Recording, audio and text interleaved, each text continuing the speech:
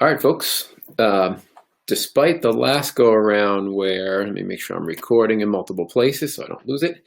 Last go around where they asked me anything I had scheduled, it for whatever reason didn't work out. Restream, which is a third-party vendor. I'm from Boston, Praveen. Thanks for asking. I'll get back on your other question shortly. How about you, Praveen? Where are you from? So going through the process, we got this thing working smoothly. Today, I wanted to talk about a couple things. Last time it was supposed to be an Ask Me Anything. It still can be an Ask Me Anything. A few questions came in from folks just via Instagram and LinkedIn because I mentioned I was going to do it. So I'll answer those questions already. And if there's more questions that come in, great. If not, there's a few things I want to talk about. So what I want to talk about, communication. Okay. Communication has really been exposed as a major issue since COVID happened. Okay, what we realized was that having authenticity and communicating with your employees is important, and it was hyper put on notice because there was a issue with folks being laid off or furloughed, a lot of uncertainty. People didn't know if they were going to have their job, things like that. It's nice to see somebody jumping in here from New York. People asking some COVID questions. I'll get to that. So the communication was everybody's put on notice about communication because they had employees that were really uncertain. So I asked people, on Instagram, I said, are your companies doing anything in regards to communication right now? And you'll see I took some screenshots here of some of the answers. And you see a lot of excitement from people that their companies were doing it right. So yes, our president has been doing a great job, weekly updates, full company Zoom meetings, there's a lot of exclamation points in there. Yes, they are killing it, exclamation point, right? And then you see the other response, which is no, and it's disappointing. Okay, and I talked to a lot of people that felt like they were disappointed in their company's response, and not necessarily their response, but more their lack of response, right? And I think this highlights and talks can show us something even outside of a COVID environment, that communication with your employees is important. If they don't know where the company's going, they don't know where they stand, as much as on the review, what's their career path? People leave because they don't see a career path for them in a particular place. This is off the cuff, but Mike Fish talked about how, he was growing Delbrook, and he was growing Delbrook to give his employees opportunities so they wouldn't be capped. It wasn't about just making a bigger company. It was about giving the people that work there and the team members another opportunity. So that's definitely an important part of communicating so people know where they stand and where they're going. Some examples. Gaston early on, we had Bill Weber on, and I'll paraphrase, but he just basically said, he's like, you were a Gaston employee before COVID, you're a Gaston employee now, and you'll be a Gaston employee when COVID's over. Even though they had to do layoffs, the message there was, you are one of our employees and you're going to be one of our employees, and that's important to us. And they kept up communication with their employees. JM Electrical asked me to come in and do some training for them and talk to their employees, say, hey, these are the COVID plans we're going to put in place. Now, mind you, a lot of this is kind of already ramped back up and we're looking back right now. But like I said, I think it's a good example for just how we should be operating as a whole. But so they brought their employees in. It was a virtual meeting, and they said, okay, here's what the plan's going to look like. Here's what we're seeing in the marketplace right now with jobs that are running. This is what GCs are asking for. This is what the job is going to look when you show up. So it's just a way for them to communicate with their employees, let them know what's going on, let them know that they're going above and beyond to make sure their employees are safe. All of these things are really important. Who else is doing things right? Oh, Cox Engineering. Would love for you to listen to my conversation, the podcast with John Desmond from Cox Engineering. Talk about an example of authenticity winning the day, okay? They came out with a newsletter, not a newsletter, just an email to their clients who had questions. There was multiple questions coming in. So they started sending an email to their clients. They started communicating with their employees. And it started off as something that kind of just looked like this cobbled together email, and their communication was kind of off. And John talked about how he struggled because he was trying to admittedly put a positive spin on things, right? Because he thought, being the person at the top, I should have a positive spin on this. But what he said is the reality is, this is a pandemic. There is no positive spin on this. Okay. So he just became very authentic, started communicating. One thing I really liked in one of the emails he sent out, it was just a YouTube conversation. Okay. So it was a YouTube post, but there's a black screen of two pipe fitters talking about what it was like on a job, how they would normally discuss it. And that got it communicated to employees. That got shared with, thanks, Sean. Sean liked the Cox podcast.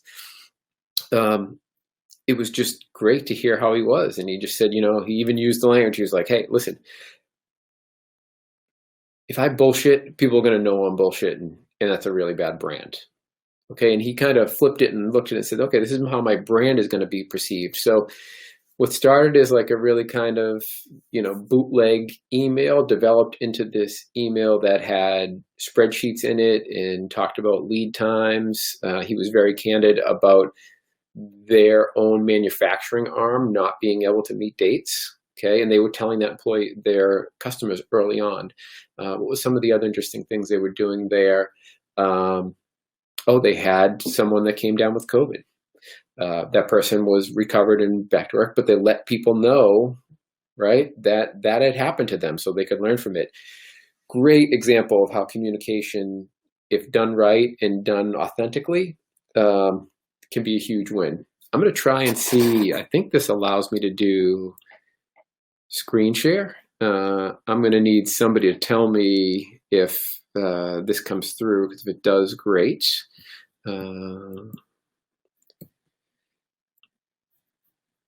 Like I thought this one here, like Mike Fish was doing videos, right? Hopefully everyone can see this. Oh, I didn't see you there. Oh, excuse me. Oh, hello guys. Oh. All right, and for folks that couldn't see that, there was this little, what they did was they did these little video vignettes kind of where, let me stop sharing my screen, where the CEO of the company was giving little video updates. This is what's going on. This is what we're hearing from our clients. Awesome. People can see it. Great. Hopefully you thought that was funny. I thought it was hysterical. So you've got the CEO, he's got a Harvard scarf and hat on, and he's reading the code book for people that are listening audio wise, reading the building code with this classical music playing in the background, which I thought it was really kind of funny. I joked with him. I said, by the way, you're reading the wrong edition of the building code. And they got a good laugh out of it. But so he's using humor, using video, and they morphed and they went to a more written after. But the long and short is people were being real, people were communicating, and they were having success. The companies that weren't communicating to their employees, it sent the real wrong message. So if anybody that's listening out here knows of any good companies that were doing things well, I'd love to hear from them. Flutie Flakes, don't know where you're from, Mike, but yes, Doug Flutie, the legend, Dropkick. Don't know if you're a Buffalo fan, a Bears fan, or a Pats fan, but yeah, Flutie's a legend. So communication is the key. Just wanted to really talk about that a little bit. So as far as the Q&A goes, let me hit up the ones that are here. Are cut-resistant gloves required on mass construction sites per COVID? And the answer is yes. From a COVID standpoint, at least at the state level, and I'll have to look and see if they've updated it since with all the phasing, but you needed a mask, okay, face covering. You needed eye protection. They only said eye protection, but the best practice was either goggles like you'd have chemistry class or a face shield, and then cut-resistant gloves. So that would be full PPE under a COVID situation. So if you needed to be working within 6 feet, That's what they're looking for. And Tim Kenny's kicking in. Of the painting company. How you doing, Tim? Mentioning that some of the things are a little difficult to do with cut-resistant gloves, and you do have to look at what are the OSHA standards of certain things. There are certain requirements that they're supposed to be wearing certain gloves for certain conditions. Now, remember that you would have to be doing those certain conditions within 6 feet of someone else to have the cut. Pat's fan, like it. I'm all over the place. To have the cut-resistant gloves needed. So, Flutie Flakes, go Pats. Saw an awesome thing where they talked about, hey Tim, where they showed a picture of the Celtics wearing like a Patriot-style uniform, and the Patriots wearing, so they had Tatum in a Patriots-type basketball uniform, and they had Edelman in a Celtics branded football uniform. It looked really cool. Would love to see that happen. So we've got it's backwards on me. I've got the football here. We've got basketball there. Celtics. Let's go. So that's the deal with communication. That's what I've been seeing. And I think companies and company leaders like Tim, who's listening, should really look at communication, how they're communicating with their employees. One great way, I think, is a internal podcast, a private podcast for employees only, so they can hear, what the CEO or the president is thinking about the business. I think that's the move right now in business, and I've yet to see who's doing it. I recommended it to one of the guests on the podcast, and they really got kind of excited about it. I don't know if he followed through on it, but I think that's the move, right? Private podcast just for employees. It's pretty easy to be done. If you have questions about it, you want to do it, let me know. There's a platform Anchor. I can show you how to get it done relatively simply. You'd be surprised because you don't need this huge production value, right? You're just trying to communicate a message verbally through audio. So let me see if there's any other questions out there. Yep, there are a lot of people that are just seemingly unaware of what the PPE requirements are under COVID conditions. So, everybody is supposed to have a COVID site safety plan on their project. So if you're a worker there or a subcontractor there, ask to see a copy of it. It's supposed to be kept on site. So that might be something for you to do as well. So some questions that came in, and I really like this one. As a former city inspector, for folks that don't know me, I was a building inspector in Boston for 8.5 years. I got all the helmets there. So building inspector, general contractor, same amount of time, 8.5 years. I also worked for the Association of General Contractors here in Massachusetts. And now I work for myself doing code consulting, education for construction companies, things like that.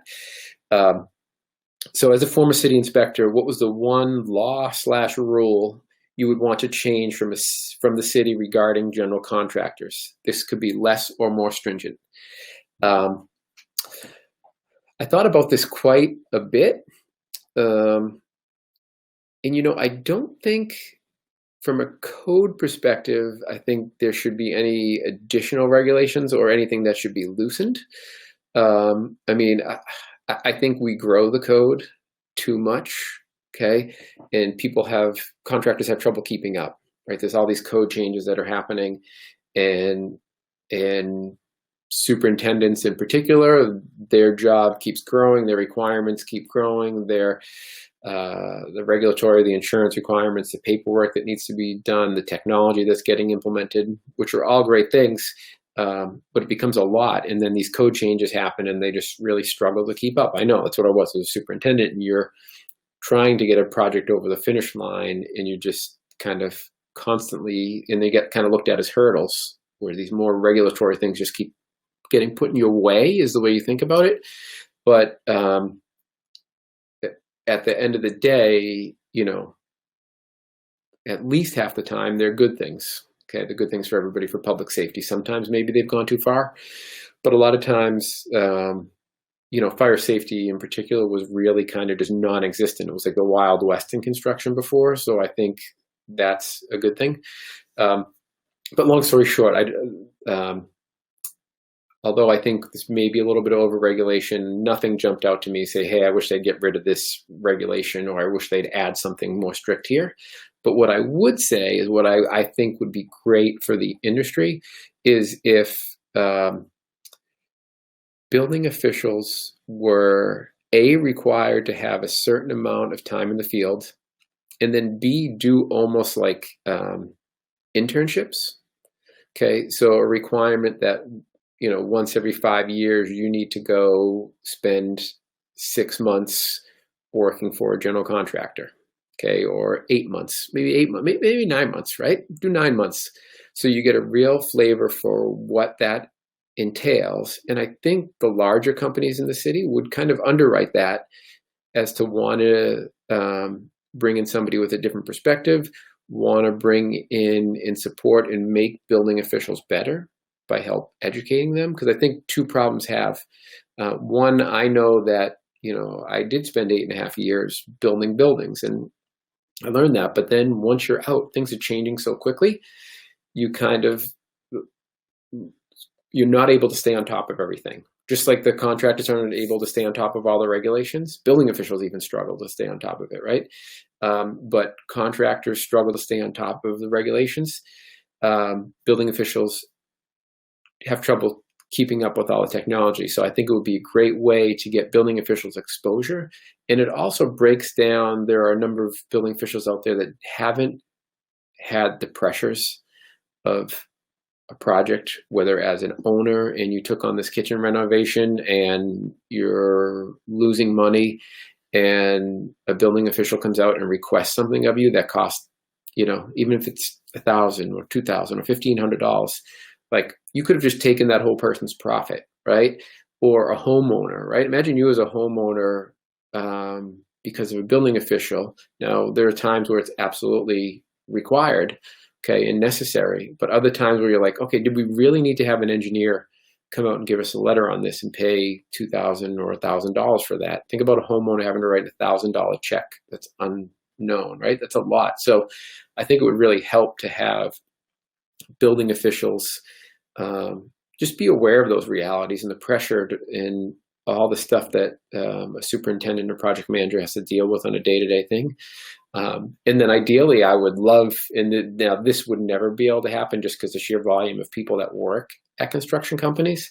I would love for people in construction companies to go and, spend time working as a building official and realize what it's like to have, to some extent, depending on where you're working, people lie to you all day long, right?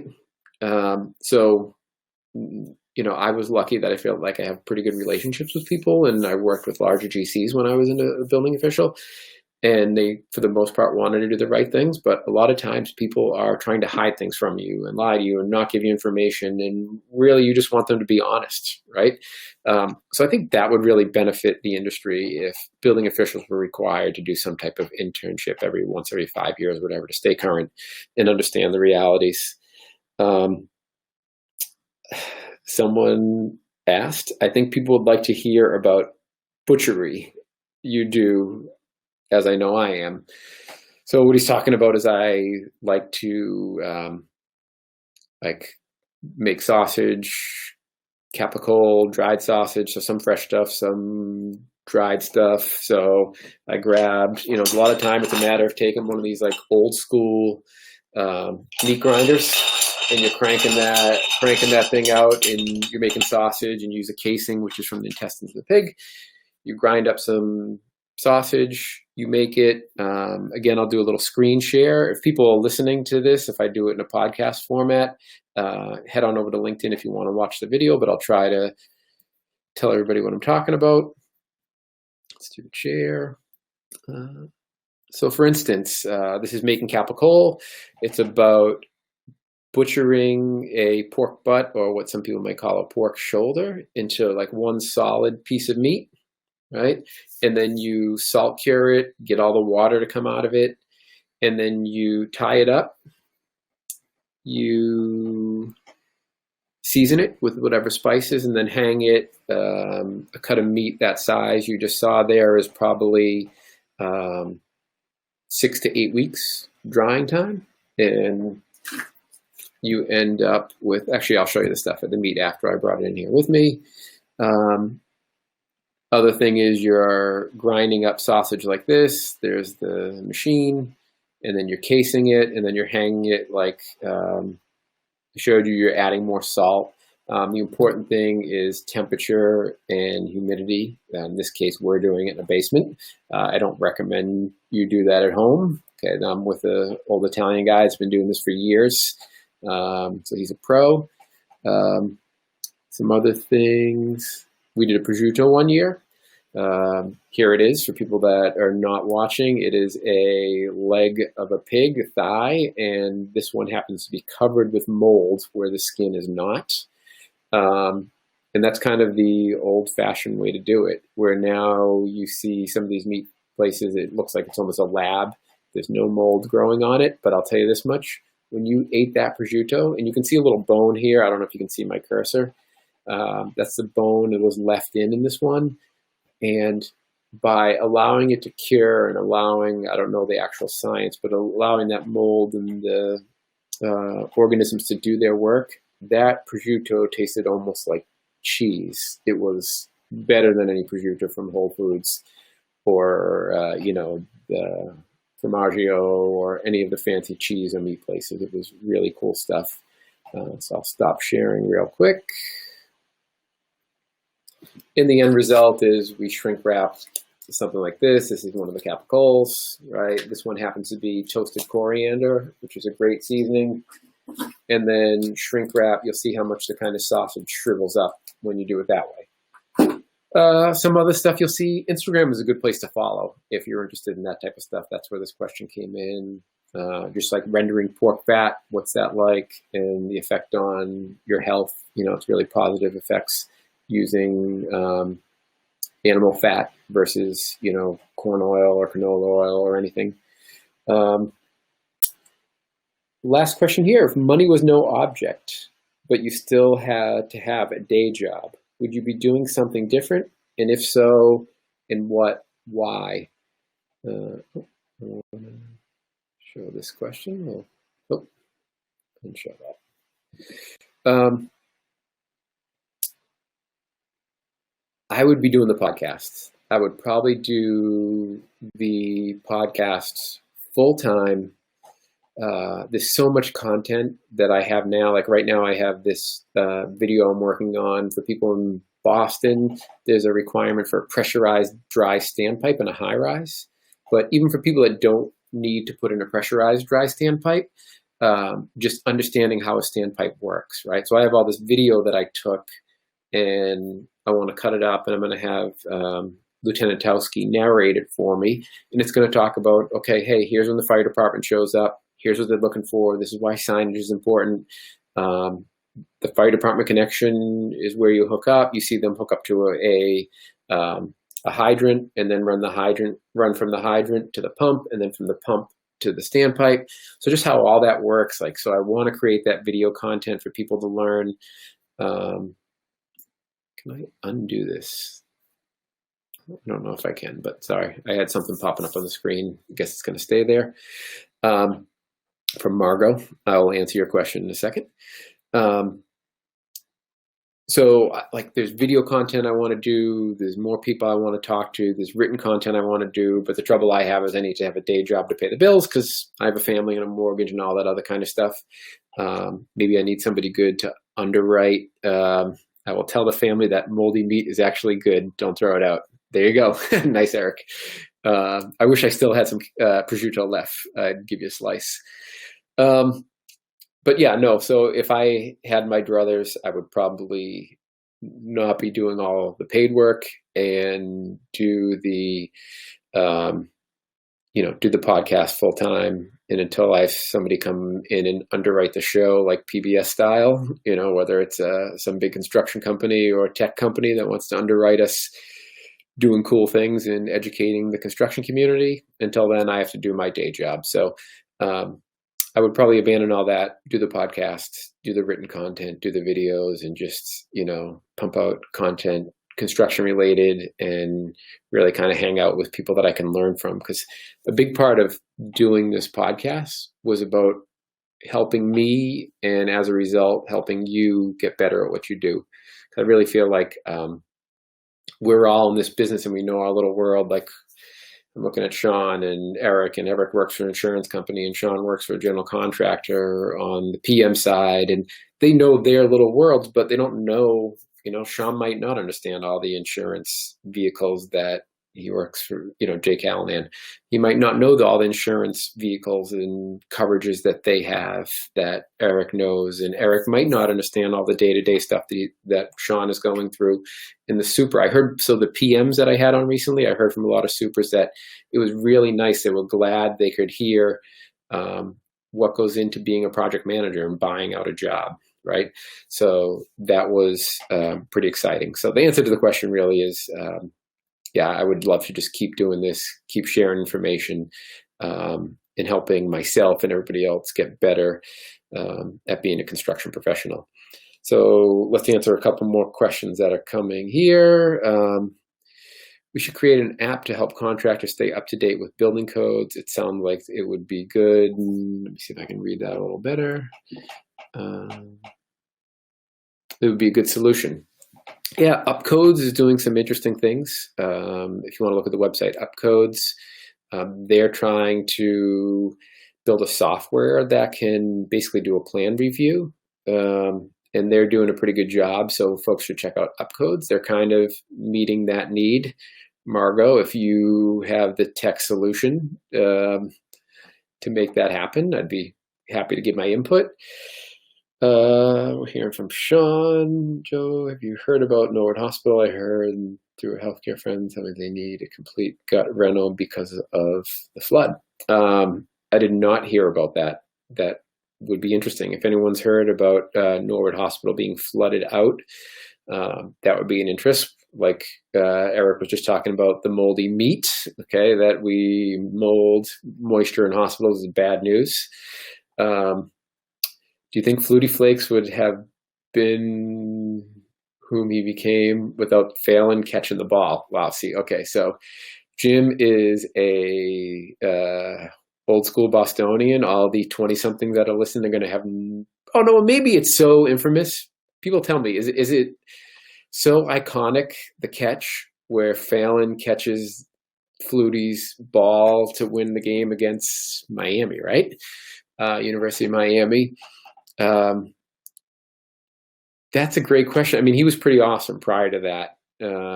And just, you know what I think he had going for him? Not only was he good, he was entertaining. And that just played really well to watch him scramble and chuck the football. And we saw it with like the bootlegs and being a little guy, right? Relatively short guy, being a quarterback in the NFL, and knowing about going to Canada and trying that, and the drop kicks. Oh, we got Tim Kenny chiming in saying absolutely. But yeah, I mean, Phelan made it, made him part of history, right? And whatever happened to Gerard Phelan, I don't know. I don't know if he ever even made it to the pros. So yeah, the long story short is I think he would have, just because he was so entertaining, right? And he had so much stacked against him. He was an easy guy to root for. Like I said, being a little guy. Your comment about working for a contractor first. I worked for a large GC for 9 years, which helps me understand customers better. Most of my hires come from the construction industry. Okay, so Eric, who works on the insurance side of the business, was lucky enough to have that contractor background. I think that, similar to me, that helped me when I went to the building department, helped me when I went to the AGC to actually have, put on work boots in the morning and got there at 5 and eat off a coffee truck and try and push a job, right? And I think it's interesting that Eric tries to hire construction folks to his group, right? So that's certainly interesting. But all right, these were some great questions. Thanks to everybody that hopped on and listened. If there's any more questions, throw them in there now. I'll be happy to answer them. I think I might add something else on the second page. Okay. So any questions, throw them in. But I did want to talk a little bit. Again, I always, people might think I'm sitting on this fence going back and forth between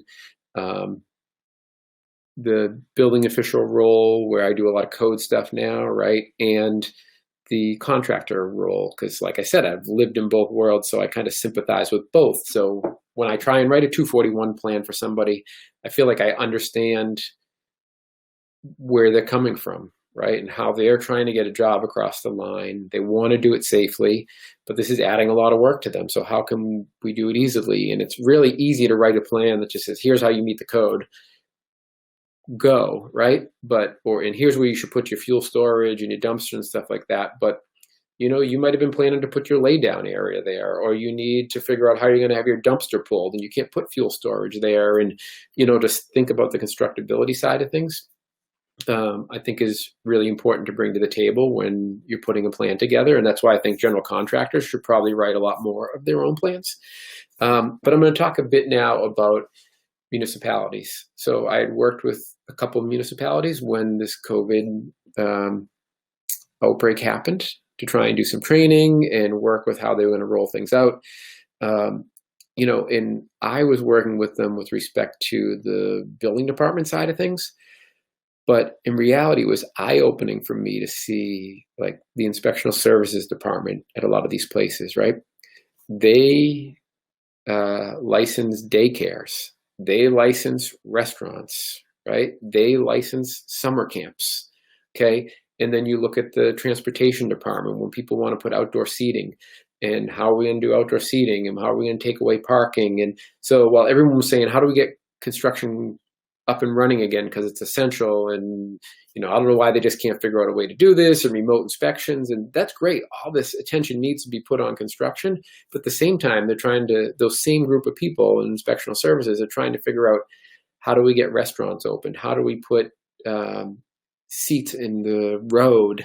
How do we do a cleaning? What distance? What do we get for health inspectors? How can we have daycares get back opened up so we can go to work? And how do you keep a 2-year-old, how do you get them to have a mask on? Like, there was so many things they were trying to deal with. So I think it's a good thing to end with. Just, as much as myself included, you like to beat on the city or the state or whatever municipality for being,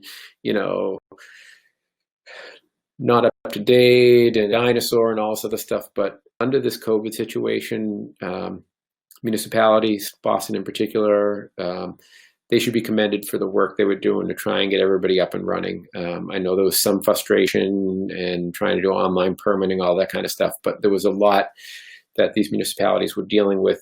It wasn't just construction. So keep in mind, they're not just dealing with construction. They're, like I said, daycares and schools and restaurants and bars and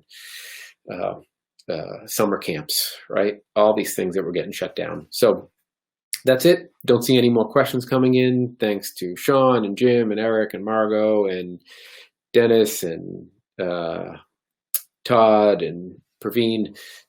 Appreciate all your stuff. Any questions for people that I didn't get answered, feel free to just shoot me a DM. I'll be happy to answer them. So thanks for tuning in. Thanks for listening. Talk to everyone soon.